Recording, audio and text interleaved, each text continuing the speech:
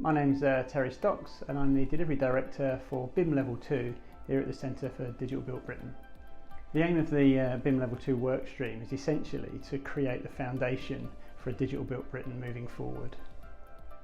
For many years we've been working, or very traditionally we've been working in silos, and working digitally enables us to work in a much more collaborative way.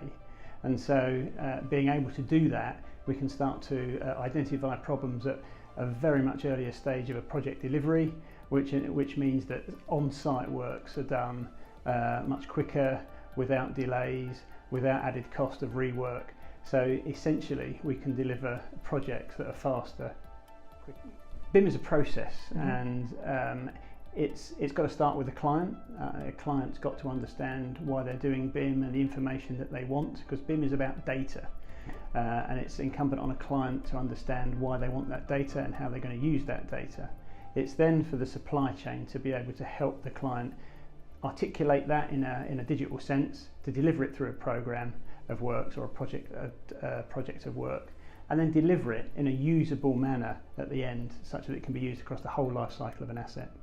There is evidence that we are delivering projects in a capital stage substantially cheaper, up to 20% cheaper. And if we start to roll that into the whole life cycle of a building, we can start to grow significant benefits in the way that we store, update and use data throughout that life cycle, which would again potentially save us 20–30%, which starts to tie us into the 2025 industrial strategy requirements of faster, cheaper, greener.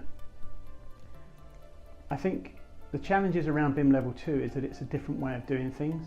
So it is effectively a change process across the whole industry, and it's an industry that's made up of large organisations and very small micro organisations, and trying to get change across such a diverse group of people is very difficult.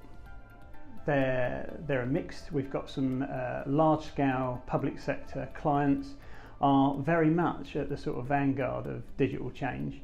We've got the large-scale suppliers that again are really sort of pushing the boundaries of what we can do, and there's some larger organisations that haven't quite got there, and there are indeed some smaller SMEs that are starting to engage and realising that they can use their workforce much more efficiently, so they can start to take on additional works but with the same number of staff. I think the government deserve a round of applause actually, because I think they've kept their shoulder behind digital and certainly BIM Level 2 for the past 5 or 6 years, which has been a sustained support, which I think has been probably will make this programme succeed, whereas previous industry change programmes have fallen by the wayside.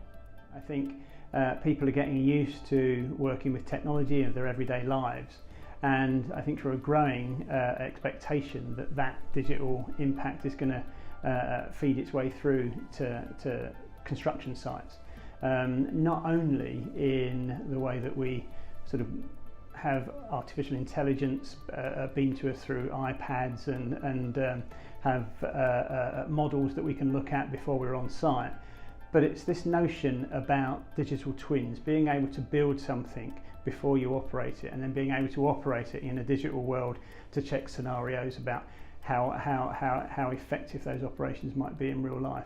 So I think there is a massive potential to change industry, and I think industry are starting to engage with that now. They are investing in training, they are investing in their staff. So I think over the next certainly sort of 2 to 3 years, we'll see a sort of quantum shift in the take-up of digital more generally beyond BIM Level 2.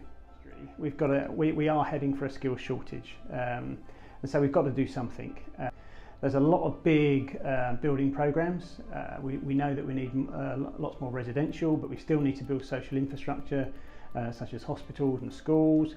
We need infrastructure in our roads and rail. So we need to find a different way of doing it. And BIM Level 2 and sort of digital advances helps us then unlock things like modular construction, componentised manufacture, which is all starting to tie in to things like the government's TIP programme, so the Transforming Infrastructure programme, which starts to bring in new ways of working, modern methods of construction. And the stuff that we're doing here at the centre and through the digital remit more widely is in support of that enables us to overcome those skills gaps such that we can do things with a more diverse set of skills than we would normally have been able to do if we were doing things more traditionally. I think we are one of the sort of leading lights. I think, are we there as business as usual yet? No. Are we progressing towards business as usual? I would say yes.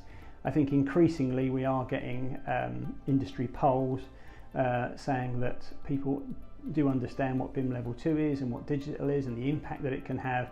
And there is a general take-up on the answers that people will be doing work or expecting to be doing work in a digital way in the next 1 year, 2 years, 3 years, whatever it might be. But there's a definite push within the UK to drive BIM as business as usual. To increase our communications with industry and industry more widely, so through the construction supply chain, the professional service provider, through the small and medium enterprises, through manufacturers, and also into academia. We think we need to sort of bring those people together to be able to have a conversation with us as the Centre for Digital Built Britain, but also through our diverse client set, be that construction clients through public sector or through private sector. It's just that's one of our key themes is communications. It aids collaboration, and it enables a greater integration of decision making. We work in and live in a society that's got lots and lots of services. It's the diverse services that make up the fabric of our world. We've got huge innovations in industry, be it engineering, be it manufacturing, in medicine, in transportation. But a lot of those advancements are done in those silos. I think the biggest thing for me is that Digital Built Britain can bring those together such that we can get a much bigger amalgamation of change through pooling all those innovations in a collaborative and integrated way.